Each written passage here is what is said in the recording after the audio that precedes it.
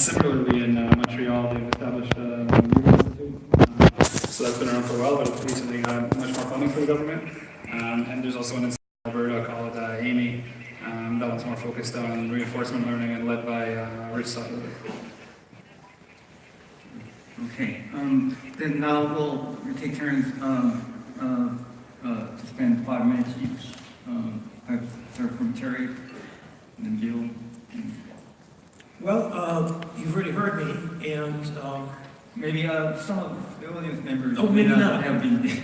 Okay, well, the title of my talk was The Deep Learning Revolution, and it really is a revolution in the sense that it is affecting so many different industries, individuals, and we're just at the very beginning of this transformation. That big data is making available to these learning algorithms which can extract from the data solutions to very difficult problems, difficult for humans. And it's going to have a transformative impact on everybody's lives. Now, unfortunately, we really can't predict what those impacts are today because we really don't know what areas this new technology is going to create opportunities that don't exist, jobs that don't exist right now, but will in the future as it penetrates into the general use.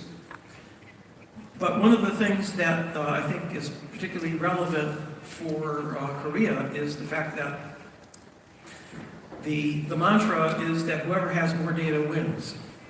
That is to say, if you don't have the data, especially labeled data, which is very expensive, then it's very difficult to really extract from that today things that are of value to companies, drug companies, or to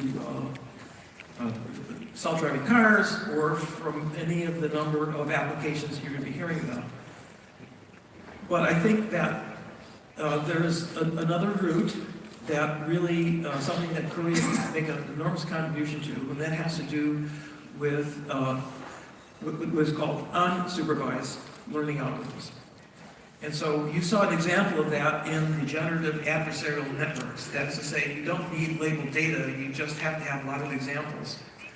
And you will then be able to generate new data. And in that way, you can generate an infinite amount of data. And so in effect, what you could do is use a GAN to jumpstart yourself. You can create your own labeled data. So I think you need to be a little creative here and try to focus in areas that aren't being exploited right now by in places like U.S. Silicon Valley, or China is gearing up, making huge investments. And I think that your technology industry here is a very viable and can meet the challenge. And I mentioned in my talk, I really think that what's important is not simply taking what we have and applying it, although that will make a lot of money for a lot of people, but it's making opportunities for younger people, the next generation, to have the new ideas, to be creative, because there's so many other directions, and we're at a very early stage now, and almost every year at NIPS, there's a bombshell where somebody comes in, typically a graduate student or postdoc. I remember when Ian Goodfellow first came and developed the first GANs. I mean, this was a revelation to me. It was really spawned a whole new industry within AI. So this is something that I think this country really has an important contribution to make through the creative input from all of the young engineers, all of the young machine learning experts, hardware companies that are out here right now. That's, I think, a direction that could be exploited. Okay, good. Yep. Yeah, so I guess this panel was titled Challenges and Opportunities for AI. So I wrote down what I thought are the challenges and opportunities. Let me start with opportunities. I think, as Terry and others have said, we're really just at the tip of the iceberg of applications of AI. The real opportunities are how we can apply AI to every walk of our lives, how we work, how we play, how we live, our medicine, our education, to make our lives better.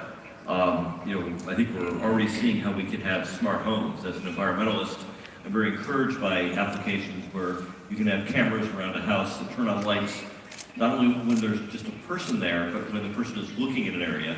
There's no point illuminating an area that nobody is looking at. It can moderate the heat, so you only heat where people are and not parts of the house or parts of the time of the day when nobody is there. We can have smart factories that are more intelligent in how they do inspections, how they do assembly, how they plan for supply chain.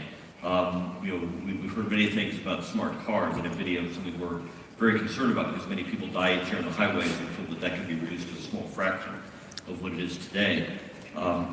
In medicine, it can interpret images, it can interpret gene expressions of disease, it can mine medical data to find what patterns lead to certain diagnoses and assist physicians. To me, one of the big applications in medicine is to have a personal health coach that's always with you. And when you're looking at eating that scoop of ice cream, it suggests that maybe you should have a salad instead. Or it's keeping track of how much salt you've consumed today or various things to try to basically help you manage your health on a day-to-day basis rather than only intervening when a disease occurs. And having been a professor for 30 years, I'm very excited about the applications of AI to education. I've observed how every student learns differently and how with AI we have the potential to build a personal tutor for every student that understands both how to motivate them by couching the examples in terms that they're excited about. If they're like dinosaurs, every example is about dinosaurs, but also to understand how they learn and to figure out where they get stuck and how to basically insert intermediate concepts so they get across the difficult problems in a way that's personal to them. It's not one size fits all, it's education fit to the individual. And so I think that there's many opportunities to have AI come into every aspect of our lives and make our lives better. Now I know many people feel threatened by this. They feel that AI is going to replace people and take jobs away, but I see it completely differently. In the case of an educator, for example, I would think having AI tutors for all of my students makes me a more effective educator. In fact, this is, I think, a common theme. Having AI assist a doctor in making diagnoses makes a doctor a better doctor. It doesn't replace the doctor, it empowers the doctor. And in general, in every application of AI, what AI does is it gives us all assistance, it empowers us, and allows us to operate at a higher level while the AI does things that we could do ourselves, but we'd rather work at this higher level and delegate that part of the job to the AI. So I think the opportunities are enormous, and our life is going to get enormously better because of AI. It's also going to free up a lot more time for people to pursue art and science rather than do a lot of the tasks that people are doing today. Those can be done by AI. Now, on the challenges side, I see three principal challenges to the AI revolution. And it's hardware, data, and people. And in my talk, I talked a lot about the hardware because I'm in a business that makes the hardware that fuels a lot of the AI revolution. And as I said, the revolution was enabled by hardware. The algorithms have been around for 30 years. And it's being gated by hardware. So the challenge we're facing is that without Moore's law helping us anymore, how do we continue to improve the performance and performance per watt of hardware for AI training and inference, and particularly in the Internet of Things, where it's embedded in applications where we have very limited power. How do we really accomplish the most with the least amount of energy? And we really need to push the limits here. Today, our NVIDIA Deep Learning Accelerator, the NVDLA, has a figure of merit of 200 femtojoules per Mac. I'm confident that we can do 70, and I think with research we should be able to push well under 50, maybe even get to 10 femtojoules per Mac. And by pushing that figure of merit down, we will enable enormously more AI applications, and particularly in challenging environments. The next big challenge is data. As Terry said, whoever has the most data wins, but data is expensive, and labeled data is doubly expensive. It's a huge task to take a data set and annotate it, put little boxes around every person, every car, and label them with what they are. It's hugely expensive. And so I think a big challenge for the community is to figure out how to do more with less data. I've initiated a few projects with NVIDIA recently on zero-shot and low-shot learning. These are cases where you observe that to train ImageNet to recognize a cat or a dog, you need 1,000 labeled images of cats or dogs.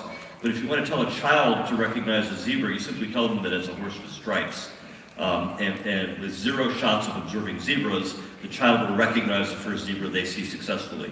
And we should be able to do similar things with AI by using multimodalities, by combining images with textual descriptions so that the AI can learn to interpret not just this set of pixels as a cat, but understand why it's a cat. It has whiskers, it has ears like this, and then be able to recognize those features to recognize other things with fewer labeled examples. We can also do a lot of semi-supervised learning, so that once we've learned what is a car, what is a bicycle, what is a